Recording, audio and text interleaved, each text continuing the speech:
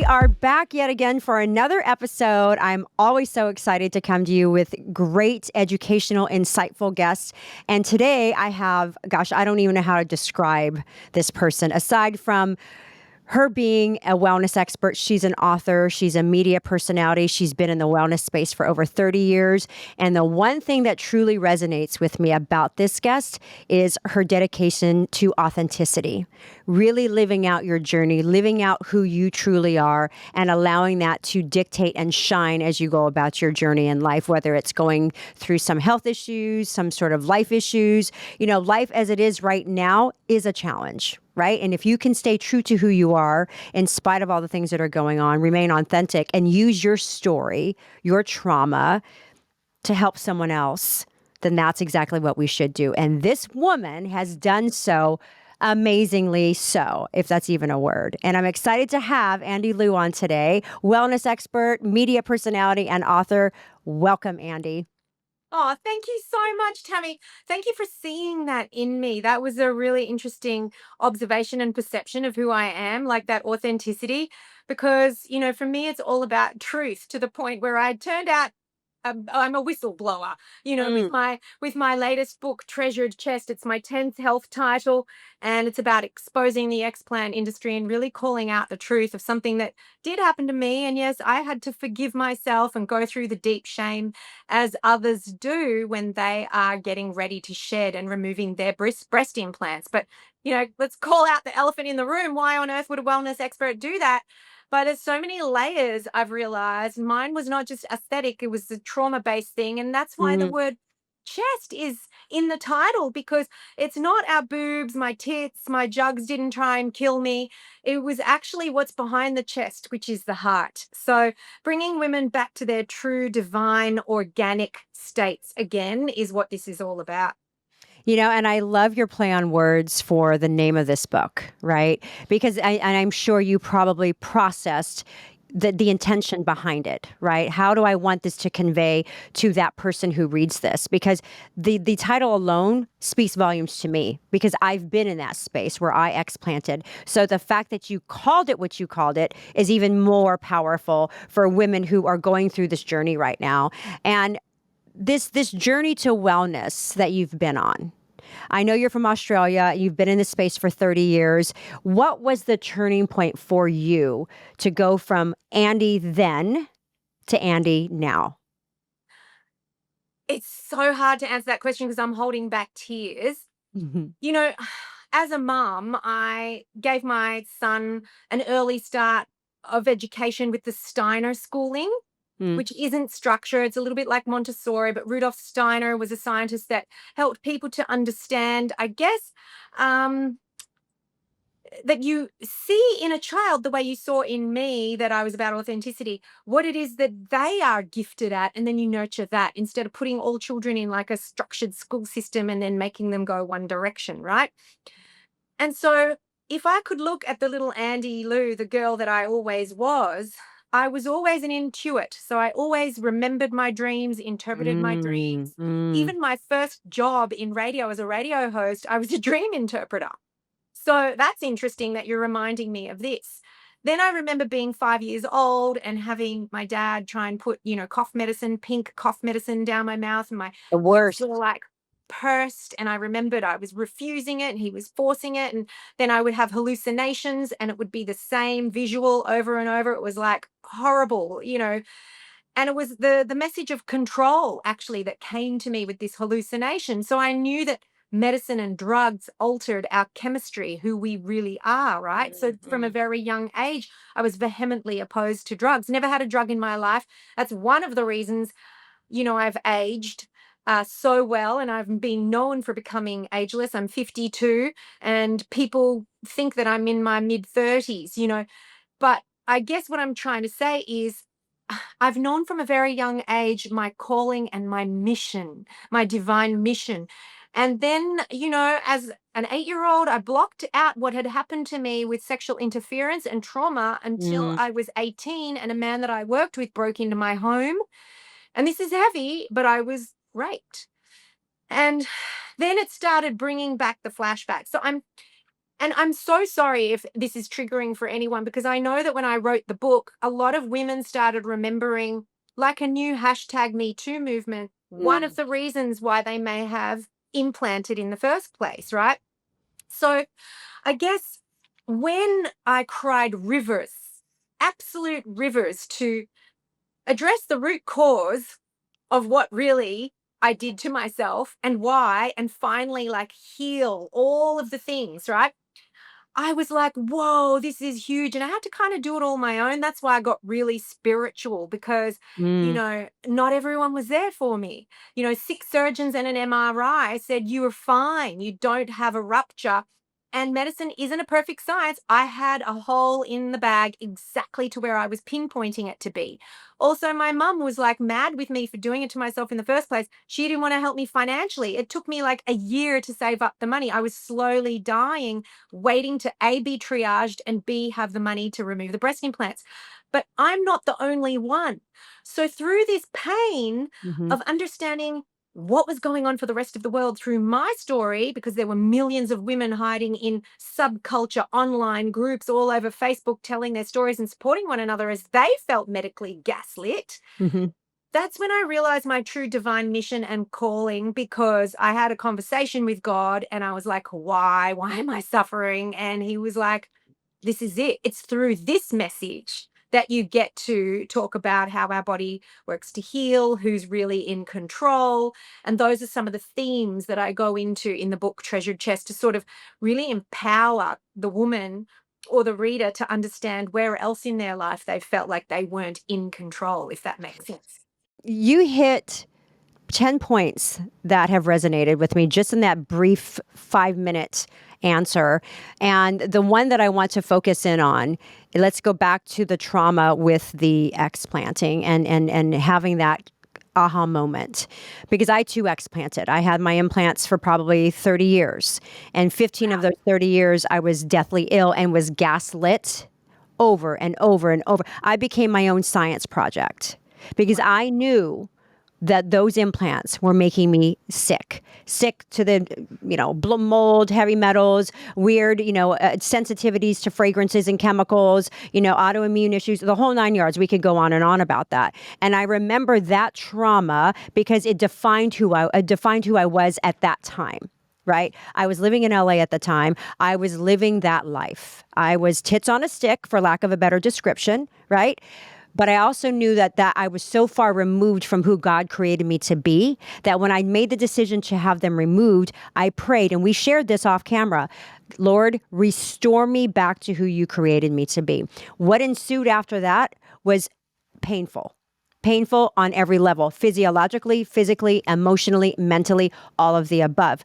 But out of that pain, and I share this with you as kind of a follow up to what you just shared, out of that pain, I, like you, am helping others. And if we can share our trauma, share our pain, that is probably half the reason why you're on here today, because I want to empower the audience, women and men alike, whatever they're going through, because we said it before, not sharing your story would be selfish. So thank you for sharing that. Thank you for writing the book. Thank you for in your own way affecting so many lives that you It's are.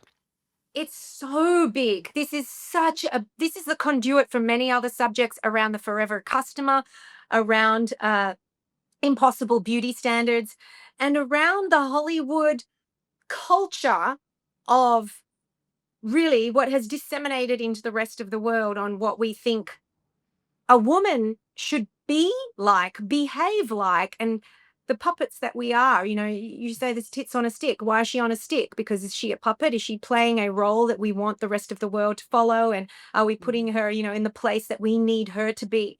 So this Right. is why I liken it to like a new hashtag Me Too movement, Mm. because we're starting to have these realizations of what this really is. And so my favorite chapter in the book is like, who's really in control? Mm. And so it really is a control issue, that when we feel any trauma, when somebody acts out of control, it's because they're in fear. Like, what are we scared of? And so, again, the opposite of fear is love. So, this is so deep, so Yep. deep.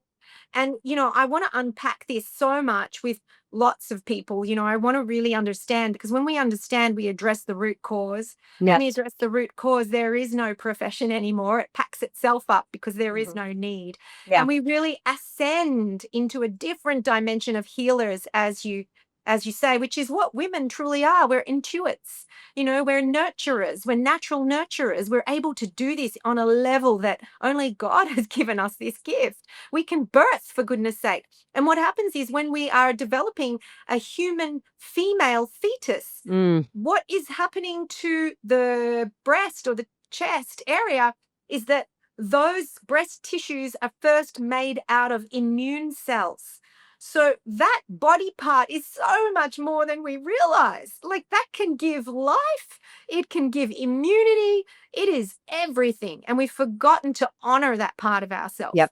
Not to mention that we're putting it straight over our hearts and blocking what we're really feeling. Right. All of the things, all of the things. So it's really the conduit for the subject on a lot, which can, and so I said to God, but why this subject? Why do I have to talk about it? And I really had anxiety before I pressed print on this book. I was like, why did I allow myself to show my scars and that part of my body that the whole world is going to see now? Even Amazon tries to hide the cover because they're like, this is too risque. So when, but it's like, no, this is the cover to wake you up, That's right. show the scars, and just like the Japanese kintsugi effect, Yes. you need to be in love with the cracks and the flaws and highlight them by putting the porcelain cup back together with gold, not clear glue. That's what they do in Japan. And, really own it, because before, I went to have the explant, some surgeons, they were all saying to me, except for one, you're going to look saggy, or you need a, would you like fries with that fat transfer, or a lift? Why can't you just get them out and say who you are is beautiful? Like, why do I need extra scars, like the vertical scars and this lollipop lift? So it was just so interesting, because I started calling the scars my war wounds. So that put me into more trauma, my perception Ooh. around what the scars would be, that I would say to this one surgeon here in LA that I didn't end up going with, I'm perceiving this as my war wound, because he told me I'd be saggy and that I would need a lift.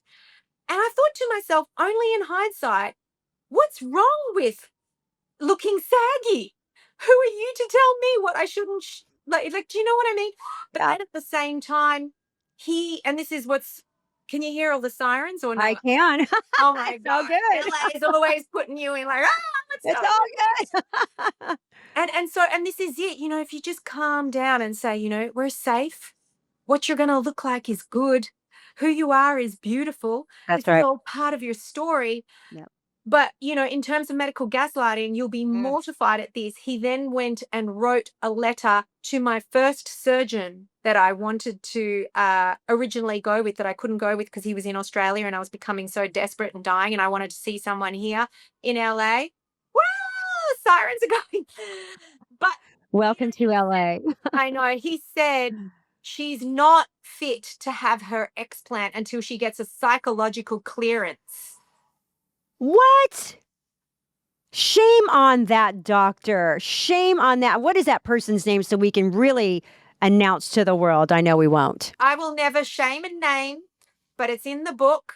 And if he ever Fantastic. reads it, he'll know who he is. Fantastic. And on top of that, I think at the end of the day, I told my surgeon in Australia, you referred me to this person and this is what they said. They prolonged me from having the surgery, when in actual fact, they overlooked the rupture and I should have been triaged 911. And also my female psychologist, who had been seeing me for 2 years, was like, this is ridiculous. Like, what do I need to write to get this across the line? But just creating more obstacles, really have a think about what this profession is. And I've said it before, it's the first time that we've ever gone to a doctor for aesthetic reasons first and health second. So Yes. ladies, stop being mad with your surgeon doctor that you're going to for health subjects that they know nothing truly about, because it's not their area of expertise. Right. And remember, I always say, especially now in hindsight, doctors haven't figured it out, and that's why they're practicing medicine. That's why it's called practicing. That's right. What resonates through all of this, Andi, is living in your truth. And that is so important to you.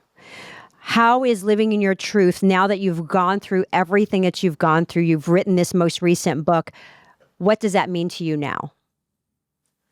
Look, in Denmark, they have libraries where there are no books. They're Mm, human libraries. You book a seat for half an hour to talk with a human and share stories.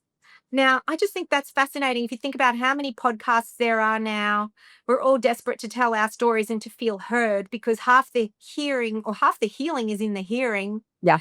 And there's a movement going on. We need our stories heard and we need to tell our truth. And yeah, it's just really an incredible time to be alive as we continue to hold space for one another. So in Treasured Chest, you talk about your implant illness, your explant journey. What is it that you want women to know today? Because it is so common now. It's more common now than it isn't.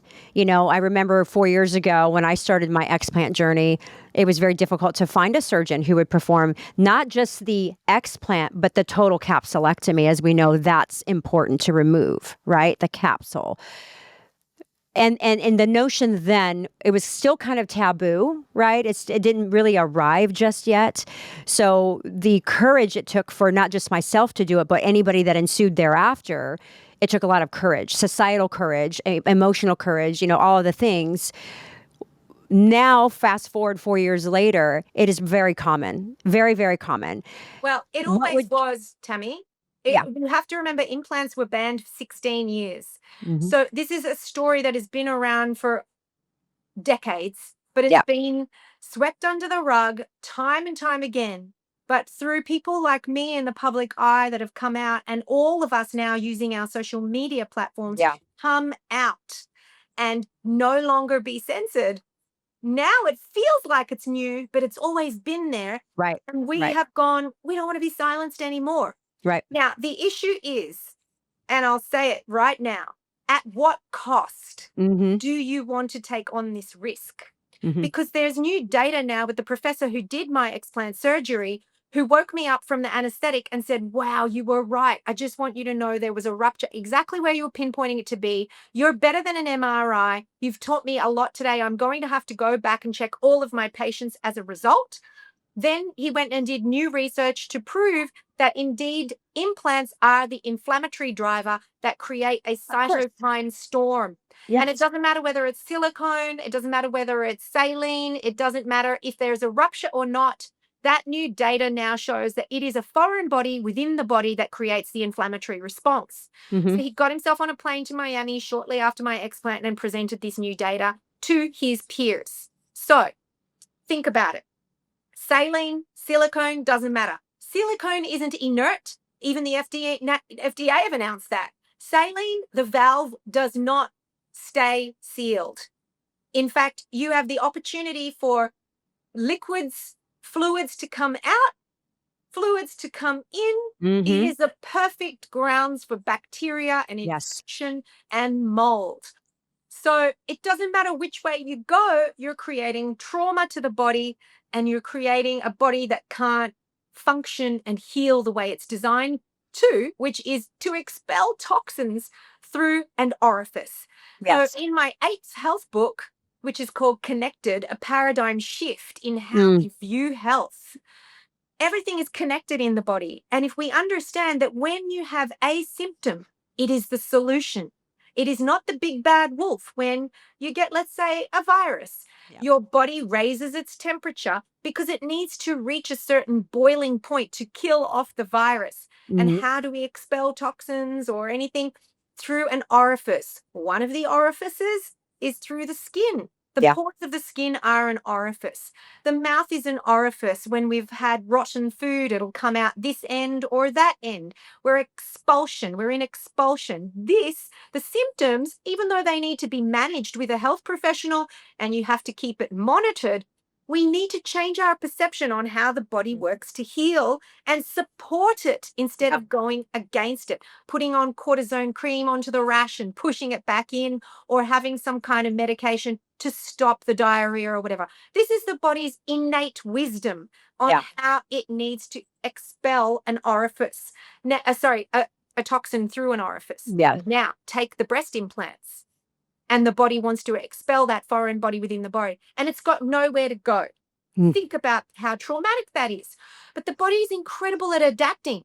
So it adapts and it adapts. And what it does is it starts to create this scar tissue. So the surrounding scar tissue, the capsule Yes. that surrounds and walls off that foreign body so that it doesn't affect the rest of the system. But hey, everything's connected. So that scar tissue is our system. Start to think about how intelligent our body is. But then it's still working towards this stressor. And the body's adaptive, God bless her.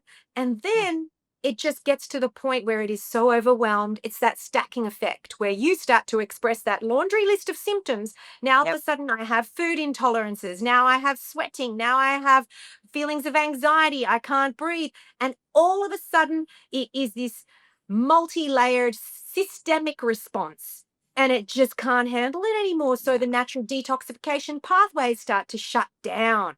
That's where the women start to go, I feel like I'm dying or I want to die because I'm just not able to function the way I'm designed. You know, you brought me back to in my mind when I was going through all of this, knowing what you just shared, I was experiencing those exact things. I knew what was happening. I knew that this foreign object was exactly that, a foreign object. And when I started healing post explant, I was quickly reminded through my meditation and my prayer that my body can heal itself if I gave it the right environment. Right? It's my ultimate catchphrase. The That's it. body can heal itself when you give it the right That's environment. right. That's right. And part of that, part of your journey and part of my journey and anyone's journey going through this, obviously wellness was a big component. Biohacking was a big component for you, and it still is. What were some of the go-to protocols for you post explant and now?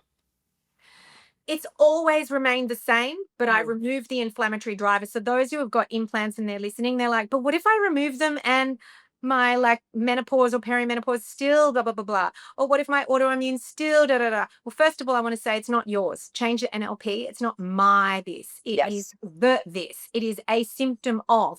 And when you remove the inflammatory driver, you'll still go through menopause, but the symptoms don't have to be that way. They don't have to be, you're taking away any exacerbation of. Just like when I say, yes, we're going to age, but we don't have to age the way we've been taught, right?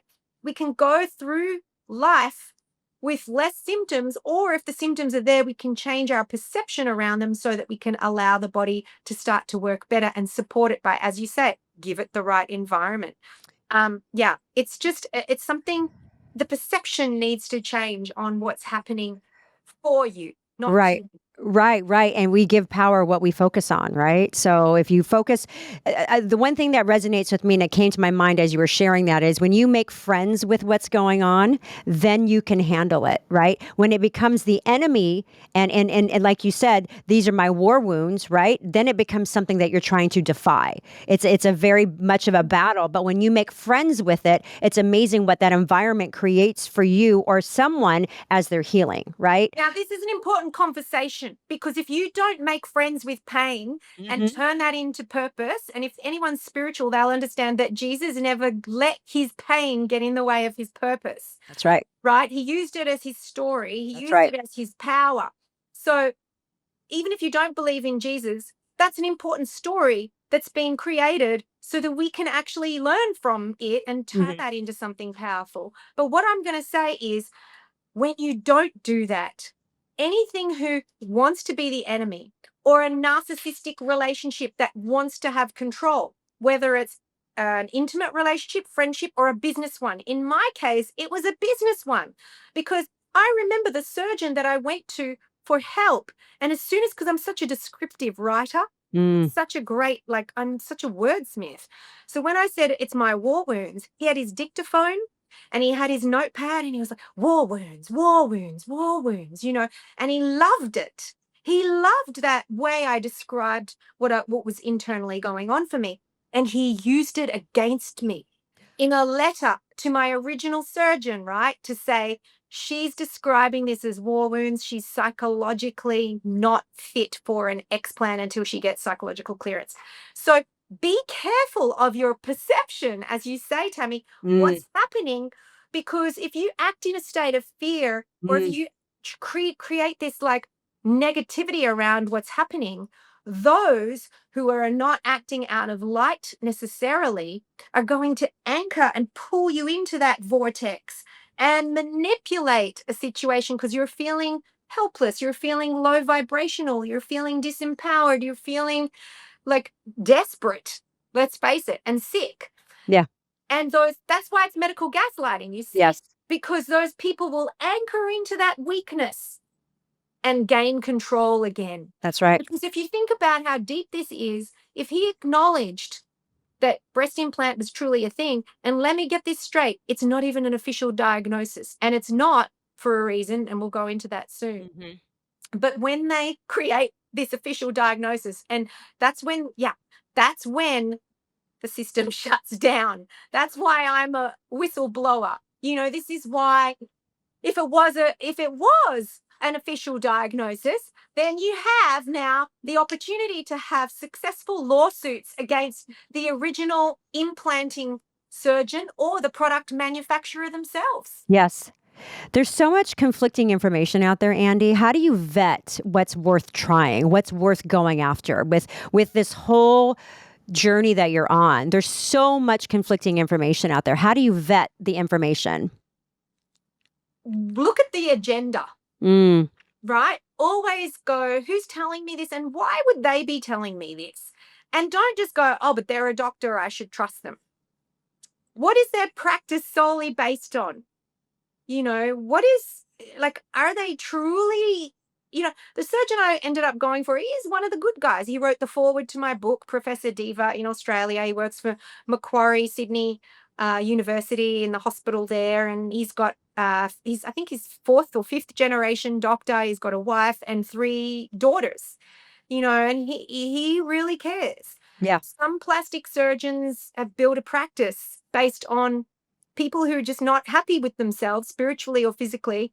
And instead of like having a system that guides us into a psychological path or just a path of love, there are some exceptional cases. Let me just say, I had to go through some deep forgiveness because Mm, when I did have the implants, it did, I must say, change that trauma into like a temporary band-aid patch-up fix. Like I was able to have intimacy in a way that, and this is so transparent, in a way that I forgot about what happened to me when I was a little girl. I was finally able to have intimate moments with partners where I forgot about that pain for mm, a while. But for a while, you see? temporarily. Yeah.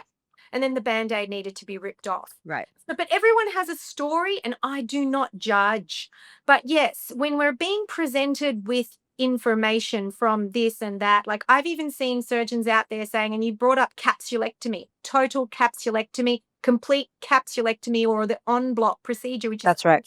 an oncological term Mm, for removing not only the implant bag itself, but it's very important to remove that surrounding scar tissue that we talked about where the right. body's walling it off. So those who haven't seen videos about what that looks like, the surgeon will carefully go in with a much larger scar, lift up the hood, and carefully peel away all of the scar tissue that may be attached to a rib cage, may be attached to an artery. It's very dangerous and much longer procedure than just grabbing the implant bag and pulling it out, because that surrounding scar tissue is actually collecting bacteria, mold, and they've also found new types of cancer in there, squamous cell carcinoma, anaplastic large cell lymphoma, and they have to send that off to the third-party labs to be tested. You Right. see, then you at least know what you're dealing with.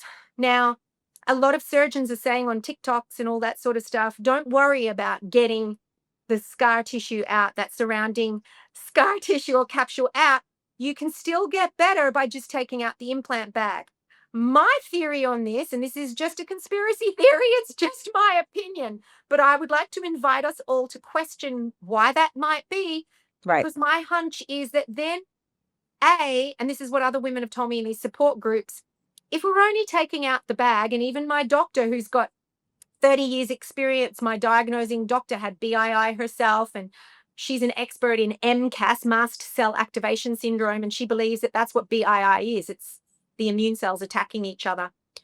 But she is an advocate. You must have en bloc, right? Because if it has whatever it's containing in and around, if you don't pull that out, you still got the disease in there. You still You got do. the inflammatory driver in there. Yeah.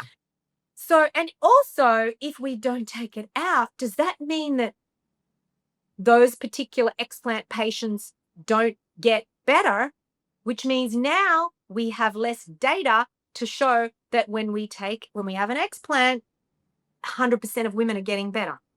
Think about it. Think about how deep that is. I would like to challenge those, right? Because I can say from my experience, the doctors that I interviewed, it was a non-negotiable for me that they did the en bloc and total capsulectomy. It was non-negotiable. So as you can imagine, that was a tough journey to find a doctor who would do that. And my understanding and experience is that the capsule is, like you said, it holds the bacteria, the toxins. So if you leave that in place, it no longer has a host, i.e. the implant, to attach to. So all of these toxins are just kind of mitigating around that capsule, circulating in your body, and you're still sick.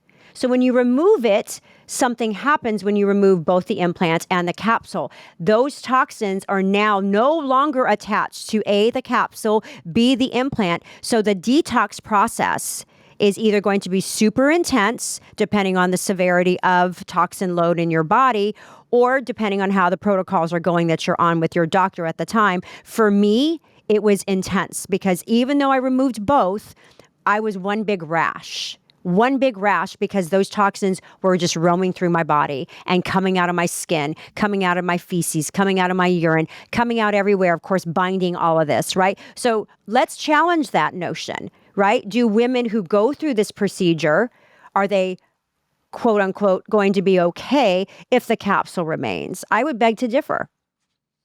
And we need more data about this because we want to prove that when you have a proper total capsulectomy or en bloc, that yes, women are 100% getting better, and Right. to no longer be told that it's just their hormones because they're entering their Yeah. 50s or whatever it is. Yeah. But your perception on that rash is crucial to understand too. And again, full disclaimer here, I'm not a doctor and I invite everybody to work with their health practitioner of choice, but make sure you're going to a health practitioner that understands and believes in BII. Right? Crucial. If That's they don't understand it, if they don't understand it, you're talking to the wrong team. You have the wrong team. That's right. But then instead of going, oh my God, I'm sick, I've got a rash. If you've removed the breast implant with the capsule, as you say, it's the body's detoxification process and it's chosen to continue to detox through That's the right. orifice of the pore of the skin. That's right. And that's where, and I love to talk about this a little bit later. We can go through the, the detox protocol of like the water and the cleanse, and we're going to talk about this soon.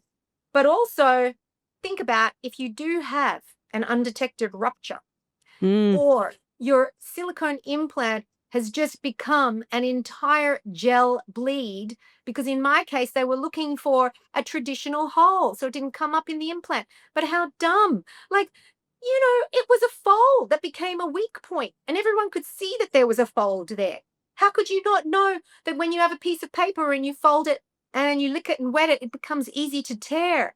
Imagine there's a fold in the implant bag, and after 8, 9 years, that fold becomes a weak point because it's sitting with liquid and it's become a hole, right? Everybody said there's no hole. But aside from that, if silicone isn't inert, and now you have this like entire gel bleed, let's say, and maybe you've also been sitting in a sauna because implants aren't designed to withstand that kind of heat, and you don't have an en bloc or a complete capsulectomy, you're pulling out a potential ruptured implant without it being contained. Yep. This is why it's important. Now, not everybody's capsules are hardened, calcified. In my case, it was slop. So my surgeon had to do the best job he could. I went with the surgeon that said, it's possible I won't be able to get it out all in one piece. And I said, well, what if there's a hole there? What if there's silicone leaking through my body? He's like, we'll saline blast it out. But you know what? My surgery may not have been ideal. I still have some kind of pain in that left side. There still may be some, Remnants. Yeah. Yeah, and I may have to or choose to go back in and see what's going on. But this is why when you say to me, what do you have to say to these people? Yeah. At what cost are you doing this to yourself? Right. Really? Right. And is it worth it? Like really? And who are you trying to who are you seeking validation from that this is the length that you're willing to go, right? Those are all questions that as women we have to ask ourselves over and over again. I know you talk a lot about becoming ageless, right? And I know that that's something of a theme for you. Do you feel like becoming ageless is a mindset? Is it physical? Is it health? Or is it all of the above? It's definitely all of the above. Mm-hmm. But without the spiritual connection and that mindset that comes with the perception around what's happening, Mm, um, you haven't freed your mind and you're a slave to it all, which allows the darkness, the control, the this, the that to come to you, and just being free, just like the monks, or that's where the agelessness comes from, where you realize, and you'll notice I've never used the word anti-aging. I don't want to anti anything. I don't even want to anti-perspire. yeah, I don't wa- I, you know, I haven't worn deodorant. Sorry, I haven't worn antiperspirant I for love it. 28 years. That's such a great take on it, Andy. I do not smell. I don't smell that. Oh, I love it. Sweet. And Well, that's let's keep it real. I mean, you don't have any toxins in your body anymore. Think exactly. about it. Exactly. I smell fantastic. I Yes. antiperspirant. And so you don't want to anti anything.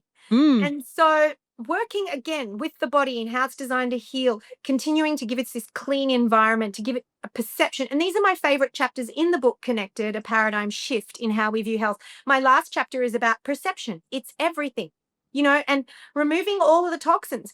And so it is everything, because you need to free your mind. You need to free the perception about what everything is. You need to create a host that is so strong and so powerful that no matter what virus comes its way, no matter what yep. this comes its way, you might move through it, but it's just it. And menopause, you're going to move through it, and you're not going to age the way we've been taught. I'm living proof of this. Amen. You can't. Okay, where's the science? It's like here, Yes. here. It's Yeah. right here. I call it optimizing our youth, Well, right? it's not biohacking. You're not hacking into your biology. You're optimizing the biology. It's Yes. even better. You're harmonizing your Yes. biology, Yes. because all we want is to be in a state of harmony, which is in a state of balance. So when you've had medication, which blocks micronutrition absorption and Mm, destroys the lining of the gut, you've created disharmony, right? yeah. That's why you have to go on probiotics straight after you've had antibiotics. But we forget that we also need to heal and seal the gut. We used to also have to have prebiotics, so the onions and garlics in foods, which are prebiotics that create a beautiful environment for the probiotics to grow. That's why when grandma used to make the chicken soup, the bone broth, the collagen that comes out of the bones fused Mm, and seals the tissue, the gut, the lining, and then the probiotics from the onions the prebiotics from the onions and the garlic. That's why the chicken soup was medicine. powerful. That's what it did. It sealed the gut. So getting your body back to harmony, because if we have disharmony, it creates dis-ease and it creates dysfunction, which creates disease. That's right. That's all disease is. Yeah. So what do you do with any disease? Get the body back to balance, Yeah. honestly. Now, again, I'm not giving medical advice, Right. but I'm teaching you how the body works to heal. And when you can understand it's not the big bad wolf and be grateful for it and reset, you will evolve. You will continue to regenerate instead of Yes. degenerate. And I'm clicking my fingers because that's how fast we're getting new cells. It's a powerful thing to do when, it's almost, bringing it down to layman's terms, right? Your body got to your gut got to a certain point because you were doing certain things. Stop doing those things. Stop doing whatever got it there and start to put it back into alignment, right? It's a Or simple. if you had no control over it because you had to have an Yep. operation, a Yep. life-saving operation, or Yep. whatever, just Yep. be aware. I got Yep. to do my job now, Yeah. You but have to help it heal. don't run to drugs, Yeah. unless it is an emergency, run Yeah. to allopathy. Where Yeah. would we be without it? Yeah. Life-saving And, stuff. But Yeah. And there's so big pharma has such a stake right now, right, with everything that's going on, and we could go on that rabbit hole too. A lot of women are high achievers, right? High achievers, they're hustling, they're grinding, all these things, right? They're striving to be something, and part of that comes with that image, right? They're striving to be something, they're trying to prove themselves, they're constantly striving versus abiding, right? What would you suggest to someone who's trying to achieve goals in life, whether it's personal, financial, emotional, relational, and what would you suggest to them to achieve harmony and balance while still achieving those goals? That is so deep, your perception of that. I would say you are enough. You've Mm, done enough. mm-hmm. So meditate on those words. You are enough. You've done enough. And I never realized that that's what it was, Tammy. So how perceptive of you. Because Mm, what happens is when we over deliver, we overachieve and we over try, it comes from trauma. It's basically trauma behavior, where you're trying to prove a point, as you say. And so, where did that trauma come from? Did it come from intergenerational trauma of mm. having to, where is it coming from? And do we really need to anymore? Is it a cultural thing, like where we haven't honored the woman for everything that she is just by being a birther or a nurturer? Like that is so enough. And so yeah, hopefully we're starting to balance out too, because the pendulum swings that way where it's like, oh, women's lib, let's introduce the bottle over breastfeeding, let's go back to work, and then it's swung that far because it was here, it was out of balance, now it's here, let's hope that we get back to balance somewhere in the middle. And bring it down, right?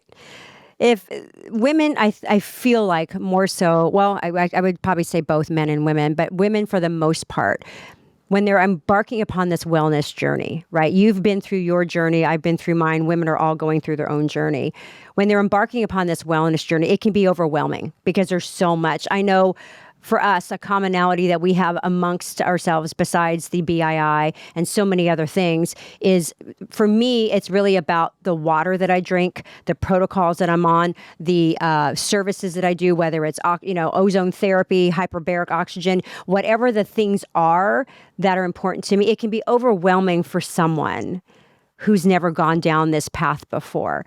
Yeah. What would you advise that person, and what are some of your favorite go-tos? I know water is one of them, particularly Ophora. But what are some of your go-tos, and what would you suggest to that person who's overwhelmed with this whole journey?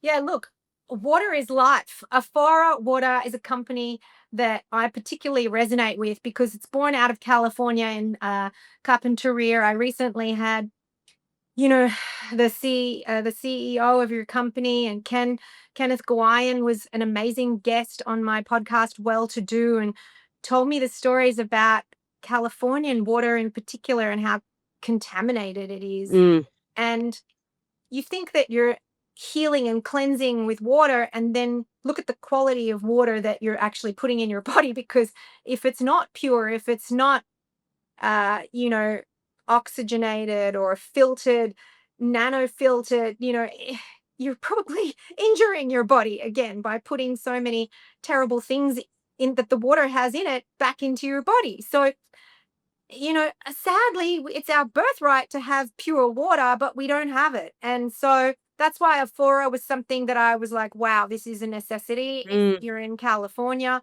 you can also bathe in it, in the Aphora spa that you have there, and your whole body can cleanse with it. Kenneth himself, he had incredible, healing that happened with when he had his, operation and removed this cancerous thing, Yeah. and how fast his body healed from having the right water.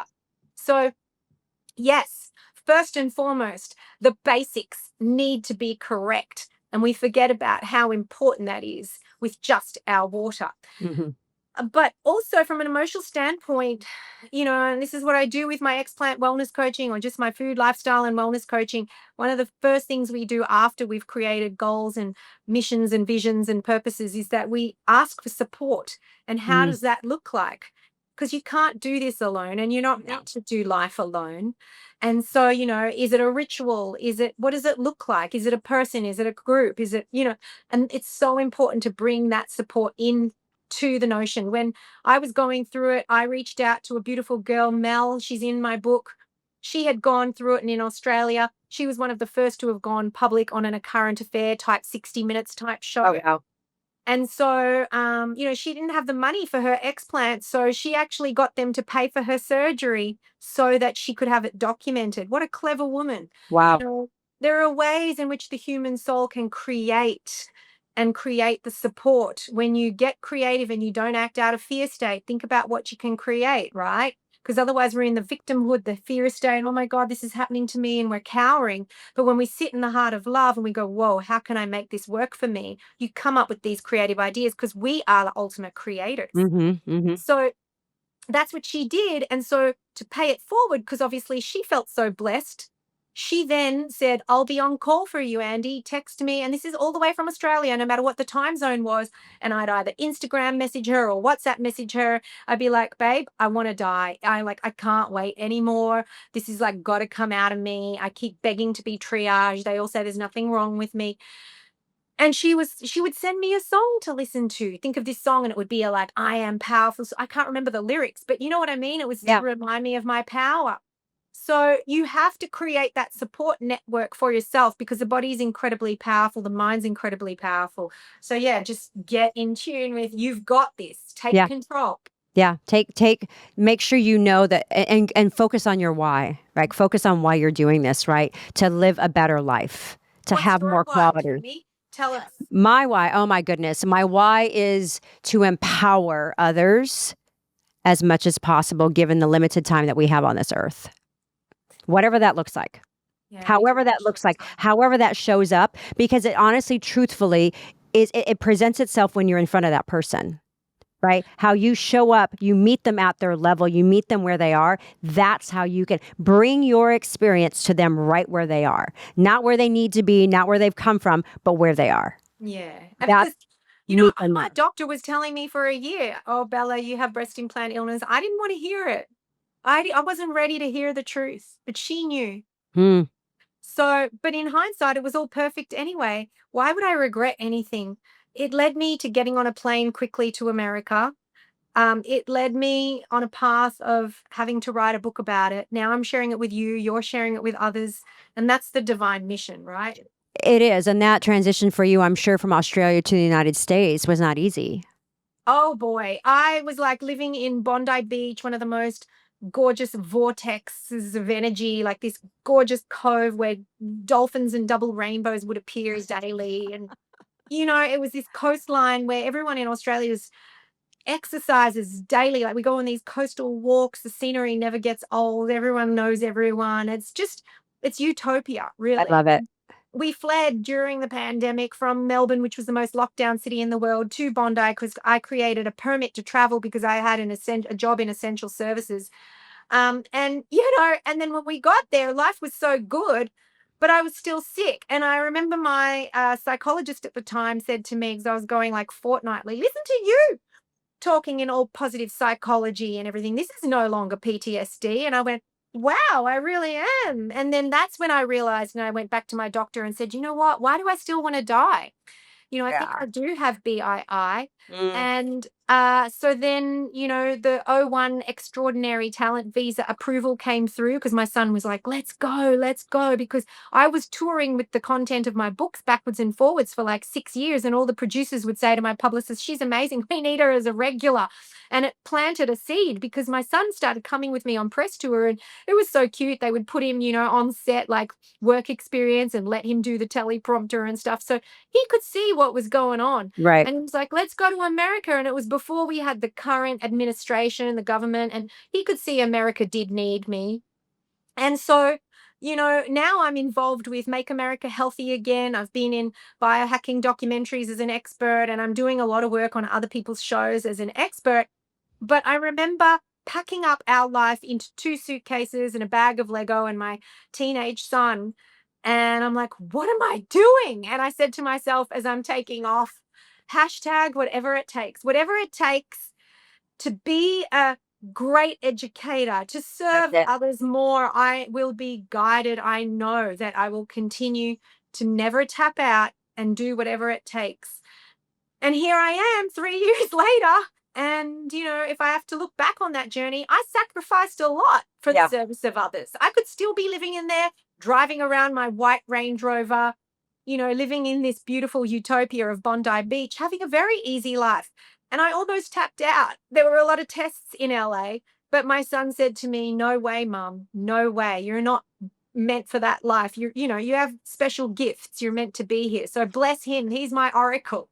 Well, he's been an intricate part of this whole journey for you because, he's had some issues himself, right? I mean, the extension of our health issues and our environment isn't just limited to you, right? You've been going on a journey with your son. The way I parent him with my wellness practices too, going through certain detox protocols for him, with environmental health or parasite detoxes, Mm, all of those things have been very successful. And so my son has never had a pharmaceutical product in his life, not one. And so, he had to have a breathing apparatus at one point from a certain environmental toxicity, mm, but that's gone. And if you think about it, if it took him 15 years to introduce that and that environmental thing wasn't his fault, look at how many, injections are on the schedule. 72 by, like it is crazy. It's like absolute, you know, and again, this is not medical advice. I don't have an opinion on these things. I'm just saying that if you give a child the optimal environment, and he's had chiropractic care ever since he was born, so his nervous system is fully functional. mm. He's never had any chemical toxicity because he doesn't do pharma. He has the natural homeopathic ways. He has the natural food. He got brought up on full-term breastfeeding. Now, I call it full term, not extended breastfeeding, because it's as long as the mother and child decide. How Yeah. do we know when that is? That's a Right. very unique timing for each mother and child. I remember I was on 60 Minutes with a story about attachment parenting, Mm, because they came to me and they said, "Listen, with your book, The Modern Day Mother, Babies and Sleep from Womb to One, we can't believe you're this cool mom who's well researched. You're not in Byron Bay. You're not a hippie with long armpit hair like a crazy hippie.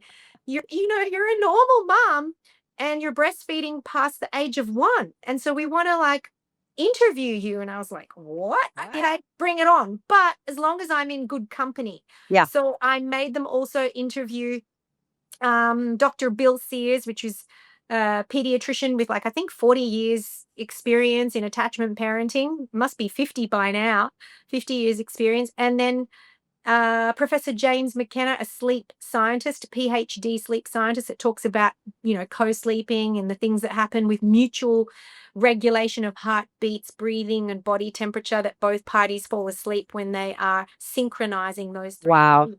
Yeah. And so, they still sensationalized the whole show, Of course. but how we come into the world sets up and says a lot about who we are. Mm, So I'm not saying don't do X, Y, and Z and go and eat McDonald's and don't breastfeed and don't ever get adjusted. I'm saying do all the things and watch what happens. right. Right. But yeah. Try it out. Try it out. You never know. I have some fun and rapid fire questions for you before we finish. I love fun. Morning ritual you never skip. A cat stretch, like stretching, lengthening the spine. Favorite biohacking gadget right now. It's not a gadget, but it's a practice, chiropractic. Yeah. Oh, I love it. Absolutely. One food you'll never give up. The immediate thing was water, because it's nutrition. It's got minerals in it if you drink the right water. It's life. Yeah. Dream guest you would love to interview. Oh gosh. Oprah came to mind, but that's the old me. Uh Probably RFK Jr. Yeah. There's a lot there to be learned. One last question for you, because you've embarked upon this journey of yours and you've done it so gracefully and you've done it so eloquently. This book, Treasured Chest, is so profound. First question I have for you before we wrap it up is, where can someone get the book? Number one. And what's the one thing that you are the most grateful for? Oh, Tammy, I'm actually grateful for you. I'm grateful for this entire podcast. No, seriously, the way Thank you you. so organic. God bless Instagram for pulling us together. God bless Ophora Ophora. Right? for Yeah. bringing us together, because if it wasn't for me recommending Ophora to all of my wellness coaching clients, we wouldn't have come together as like-minded folk serving humanity for the right reasons, right? Yeah. So I am very grateful for you and for Ophora Water for creating something that brings us all together to empower us all. And you can get the book on Amazon, but you may Hold it not up. find it Hold it up there. so we can see it. Hold it up. Sometimes Amazon hide the cover. Okay. So it's on ebook, it's on printed version. But also, if you get it off my website, I'll sign it for you. Okay. If you are an organization, a practice or something, and you want to buy more than one copy, I can sell it to you at cost price. You can buy it in bulk, because lots of surgeons and things like that stocking it at their clinic. A lot of BII support groups are buying lots to do giveaways. So signed copies and all of that you can get on my website, andilew.com, and stay in contact with me on Instagram, which is andi.lew. And of course, listen to my podcast, Well To Do. We will be sure to reference all of that. Lastly, I am grateful for what you're doing. I'm grateful for what you're about to do. There needs to be more women like you who bring awareness to topics, situations, experiences, conditions that most people will dismiss. I'm perfectly happy to call you a whistleblower. We need more of that. I thought I was the only one who had a fierce determination to uncover the truth, but I love the fact that you're doing what you're doing. So I'm grateful for your presence. I'm grateful for the trauma that you've been through, because through that pain, you are changing so many lives. Oh, So babe, I'm thank not you. tapping out. I'm not tapping out. I am grateful for that. So thank you for taking the time. You have a busy schedule ahead of you. I appreciate you taking time out of your day today. My prayers are with you and your son. And as you embark upon what you're getting ready to do, Treasured Chest, you guys, is a book that is a must read if you are a woman who has gone through an explant and a total capsulectomy. If you're a woman who is considering explant, either way, this is a book that If you're a chiropractor, if you are a health Yep. professional and your patients' headaches are not going Yep. away, and Yep. they have breast implants, you need to stock this in your Yep. practice and tell them Yep. about it. You can't just keep adjusting them. You have to actually be aware of this subject. So even if you don't have it, I'm sure you know someone who has it. Someone, right. Look out for them. Yeah. That's right. Could be a girlfriend, it could be a wife, it could be a partner, whoever, whatever. Get your hand on this book. We will reference all of the contact information for Andi. Andi, as always, it is a pleasure. What an honor. I'm blessed to have been in your presence for the last hour. You guys follow her as always. Under contract is all about the commitments that you make to yourself. What contracts have you made with yourself that you've honored or have not honored, or are contemplating honoring? That's what this is all about. Andi set out and committed to herself through her journey, through her trauma, that she was going to change lives. And for that, I honor you. Thank you for being on. A spiritual contract. Thank you. Peace out. We'll see you on the other side.